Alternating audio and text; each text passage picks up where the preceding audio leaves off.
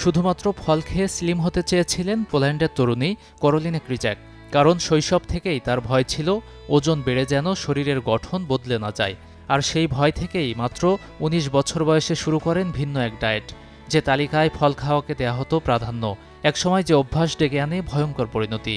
ওজন কমতে কমতে পৌঁছে যায় মাত্র ২২ কেজিতে, আর ২৭ বছর বয়সেই নিভে যায় প্রাণ। সম্প্রতি আন্তর্জাতিক বিভিন্ন গণমাধ্যমের সংবাদে প্রকাশ্যে এসেছে ক্যারোলিনার মৃত্যুর বিষয়টি। গেল বছরের ডিসেম্বরে ইন্দোনেশিয়ার বালির সুম্বারকিম হিল রিসোর্টে তার মরদেহ পাওয়া যায়, যেখানে অবকাশ যাপনের জন্য গিয়েছিলেন তিনি। তবে হোটেল কর্মীরা শুরুতে তাকে দেখে আতঙ্কিত হয়ে পড়েন। হোটেলে ওঠার মাত্র ৩ দিনের মাথায় মৃত্যু হয় তার।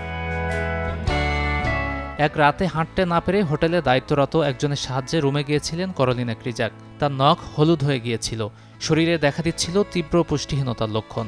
সে সময় কর্মীরা তাকে চিকিৎসা নিতে অনুরোধ করলে তিনি তা প্রত্যাখ্যান করেন, কারণ তার বিশ্বাস ছিল এই ডায়েট তাকে সুস্থ করে দেবে।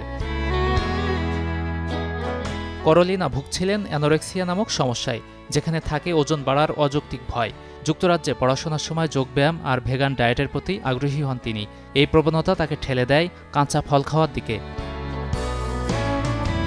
চিকিৎসকদের ভাষ্যমতে অপুষ্টি এবং অনাহারেই মৃত্যু হয়েছে ক্যারোলিনার। দীর্ঘমেয়াদী অপুষ্টির ফলে তার শরীরে বাসা বেঁধেছিল নানা রোগ, ভাঙা চোয়াল, অস্থিসার অবয়ব, রুগ্ন শরীর। ক্যারোলিনার যে ভিডিও সামাজিক যোগাযোগ মাধ্যমে দেখা গেছে তা চিন্তায় ফেলেছে ডায়েটে আগ্রহী মানুষদের। To embrace your own special life. Desk report, channel 24।